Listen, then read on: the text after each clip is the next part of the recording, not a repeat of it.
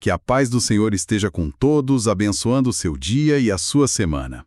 Sejam muito bem-vindos. Hoje a gente vai fazer algo que eu adoro, um mergulho profundo em um texto de quase 2000 anos.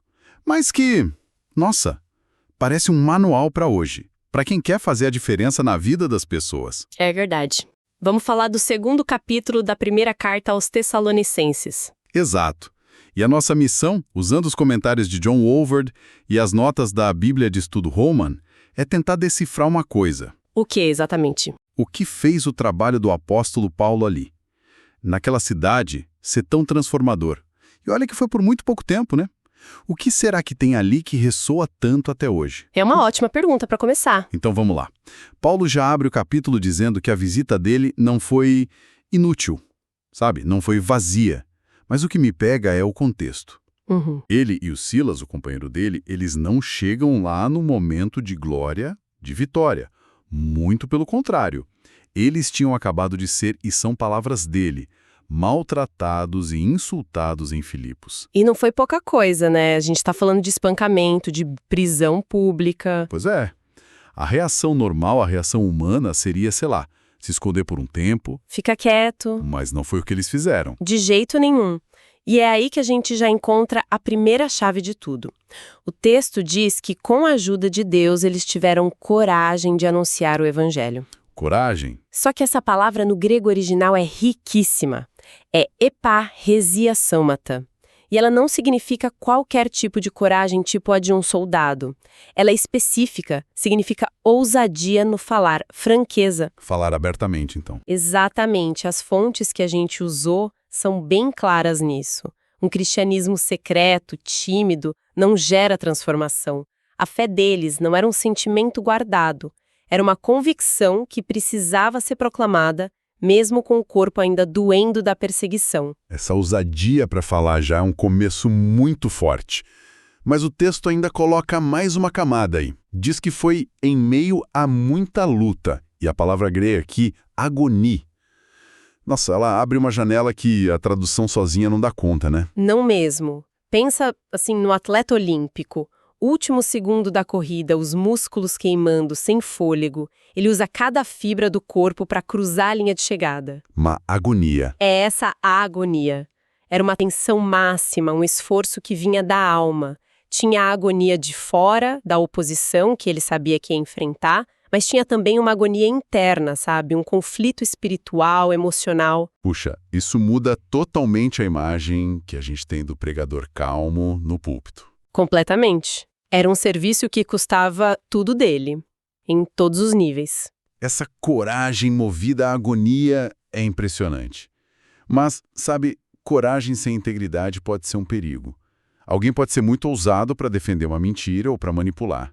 Como é que Paulo garante que a mensagem dele era limpa, que era verdadeira? Você tocou no ponto central da próxima parte do capítulo. Paulo faz uma defesa muito forte, tanto do caráter da mensagem quanto da motivação dele. Certo. Ele diz que a pregação dele não vinha de erro, nem de motivos impuros, nem com intenção de enganar. E uma das nossas fontes aponta uma coisa crucial aqui. O que seria? Que o tipo de mensagem mais perigosa não é a mentira óbvia, descarada, é a meia-verdade. A verdade misturada com um pouco de engano. Exato. É o que mais confunde. Paulo está basicamente dizendo: olha, o que eu entreguei para vocês foi 100% puro.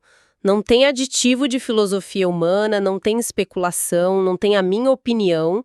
É a mensagem de Deus sem adulteração. E a motivação por trás disso é o que define tudo. O versículo 4, para mim, é um soco no estômago.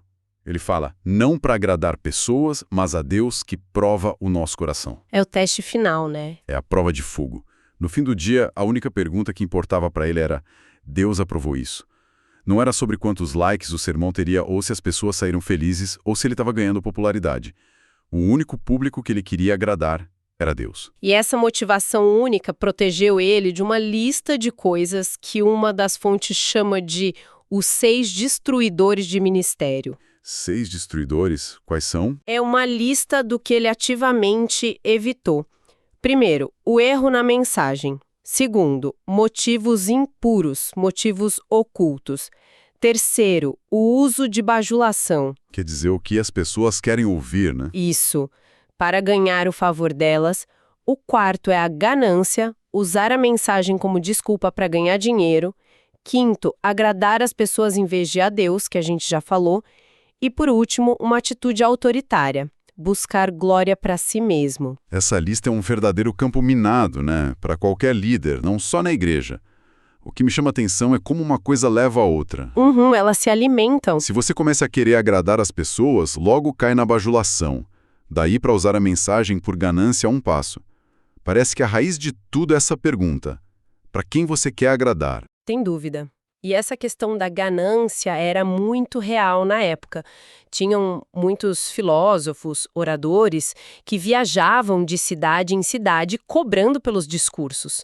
Paulo se distancia completamente disso. Ele não estava vendendo um produto. Ok. Então, evitar essas armadilhas já é uma grande coisa. Mas o que ele construiu no lugar disso? Eu fiquei fascinado, nas nossas fontes, com as metáforas que ele usa para descrever o relacionamento com os tessalonicenses. Elas são muito, muito pessoais. São duas imagens lindas e que se completam. A primeira é a de uma mãe. Ele diz que foi bondoso entre vós, como a mãe que acaricia os próprios filhos. Nossa. Pensa na ternura, no afeto, no cuidado que uma mãe tem. Ela não cuida por obrigação, mas por um amor que vem de dentro.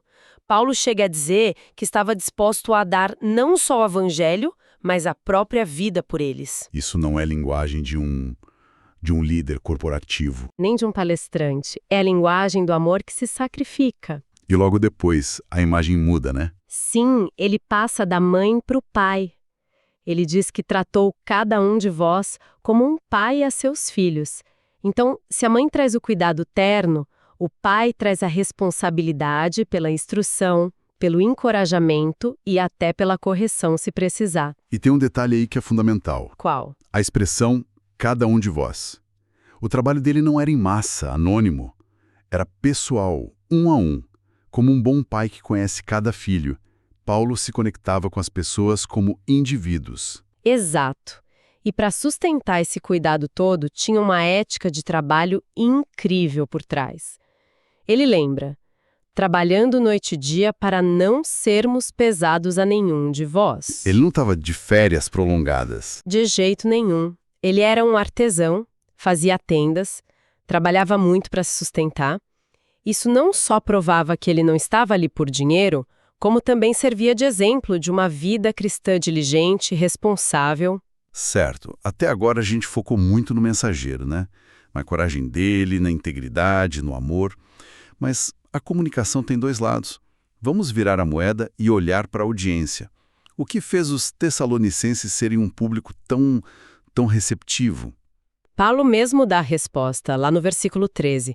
Ele agradece a Deus porque, quando eles ouviram a mensagem, eles a receberam não como palavra de homens, e sim como em verdade é a palavra de Deus. Ah, esse é o ponto da virada. É o ponto. Eles olharam além do mensageiro, que era um homem comum, um fazedor de tendas, e viram a origem divina da mensagem. Eles não estavam idolatrando o pregador, estavam se submetendo à palavra. E o resultado imediato de aceitarem essa palavra foi sofrimento. É um paradoxo, né? Um paradoxo poderoso. O texto diz que eles se tornaram imitadores das igrejas da Judéia porque sofreram as mesmas coisas dos seus próprios conterrâneos. Pois é, a prova de que a fé deles era real não foi prosperidade, não foi vida fácil, foi a capacidade de aguentar firme a perseguição.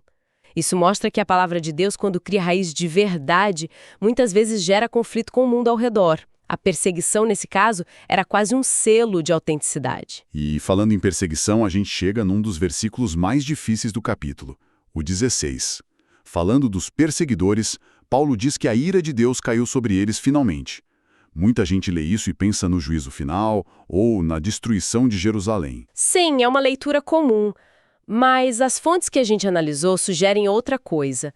A chave está no tempo verbal do grego, que sugere algo que já chegou. Então não é um evento futuro. A interpretação mais forte, segundo nossa fonte, é que não. A ira aqui seria uma condição presente. Um endurecimento judicial. É a ira de Deus se manifestando como cegueira espiritual. Por rejeitarem a luz tantas vezes, eles foram entregues à própria escuridão, sabe? Tornaram-se incapazes de ver a verdade. Já estavam vivendo um tipo de juízo. Entendi. E aí a gente chega no final do capítulo e o tom de Paulo fica muito pessoal. Ele fala do desejo enorme de revê-los, mas diz que foi impedido. E ele dá nome ao culpado. Satanás, porém, nos impediu. Isso soa quase como uma desculpa, não? O que as fontes dizem sobre isso? Foi um impedimento puramente espiritual ou tinha algo prático acontecendo? Ótima pergunta. A fonte sugere que, embora a oposição fosse, sim, orquestrada espiritualmente, ela se manifestou de forma bem prática. Lembra que, quando Paulo saiu de Tessalônica, um homem chamado Jason teve que pagar uma fiança, prometendo que Paulo não causaria mais problemas? Lembro sim. Então, se Paulo voltasse, ele quebraria esse acordo e colocaria os amigos dele num perigo legal e financeiro gigantesco. Esse impedimento de Satanás provavelmente foi essa situação política que tornou o retorno dele impossível. E no fim, esse impedimento gerou um bem maior. Exatamente. Na soberania de Deus, isso forçou Paulo a escrever esta carta que hoje faz parte das Escrituras. É fascinante. E é nesse contexto de saudade que ele revela sua recompensa final. Ele pergunta: pois quem é a nossa esperança, ou alegria, ou coroa? Não sois vós? Isso. A maior recompensa de Paulo, o prêmio dele, não era o descanso no céu. Eram as pessoas.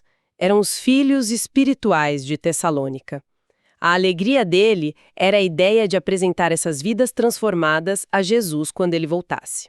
E a palavra para coroa aqui é especial, né? Muito. É a palavra grega Stéphanos. Não é a coroa de ouro de um rei. É a coroa de louros, a guirlanda que colocavam na cabeça do atleta vitorioso. O símbolo da vitória depois de uma corrida agonizante. Os tessalonicenses eram o troféu dele.